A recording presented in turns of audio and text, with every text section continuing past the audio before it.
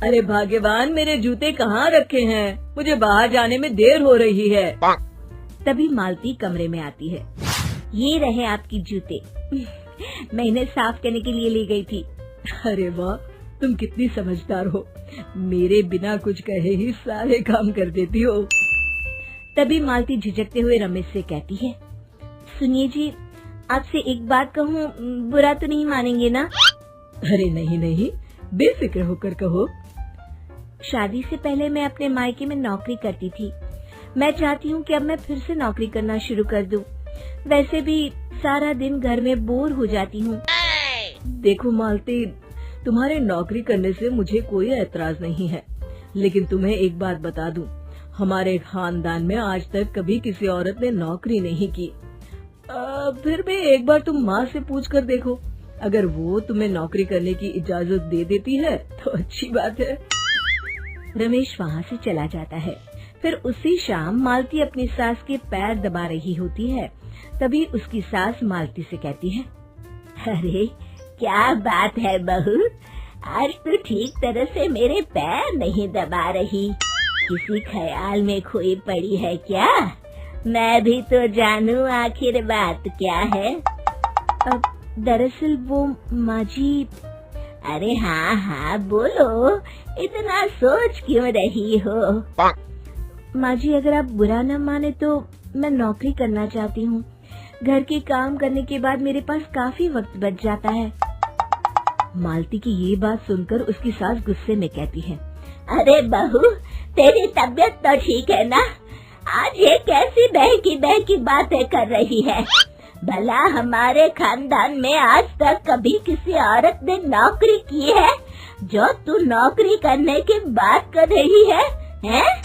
अरे बहू, तू क्या रिश्तेदारी में हमारी नाक कटाना चाहती है? जितना जल्दी हो सके अपने दिमाग से नौकरी का भूत उतार दे। और अब जा, जल्दी से रसोई में जा, खाना बनाने का वक्त हो रहा है।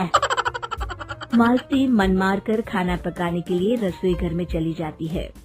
अगले दिन, नमस्ते माँ जी, कैसी हैं आप? अरे आओ आओ दिवाकर बेटा, बैठो, मैं तुम्हारे लिए चाय मंगाती हूँ। बहू, जरा एक कप चाय तो लेती आना। फिर दिवाकर एक फाइल खोलकर मालती की सास के सामने रख देता है।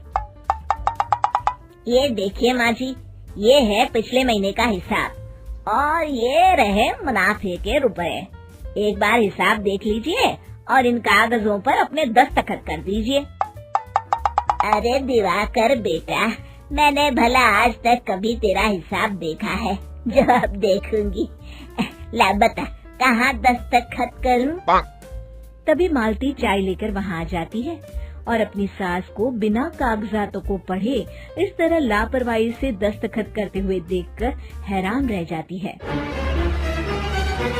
अच्छा माँ जी, अब मैं चलता हूँ, फैक्ट्री में बहुत काम है। फिर दिवाकर वहाँ से चला जाता है। कुछ दिनों बाद मालती बाजार में कुछ सामान खरीद रही होती है।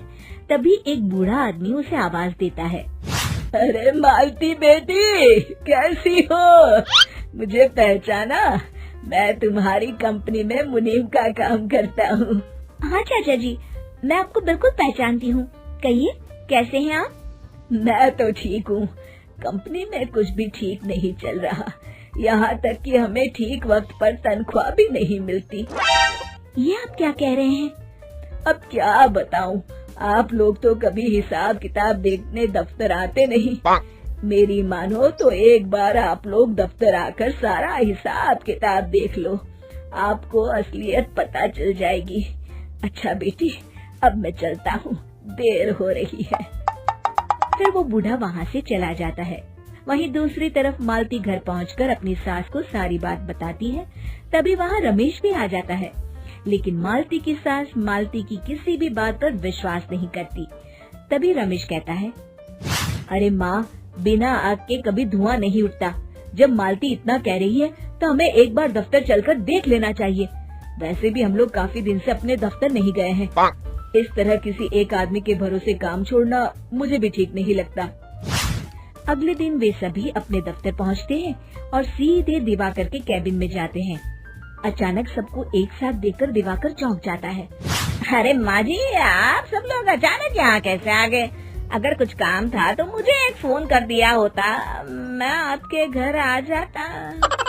तभी मालती की सास कहती है, अरे दिवाकर बेटा, आज मैं हिसाब देखने दफ्तर आई हूँ, जरा मुझे पिछले 6 महीनों का हिसाब दिखाना तो बेटा।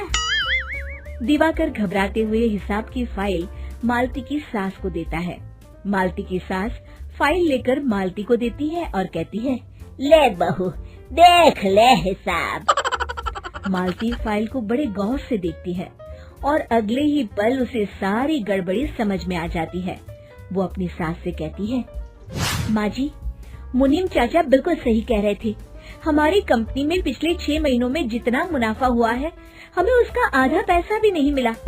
यूँ समझ लीजिए कि 1 रुपये में सिर्फ चवन ही हमारे हाथों में आई है।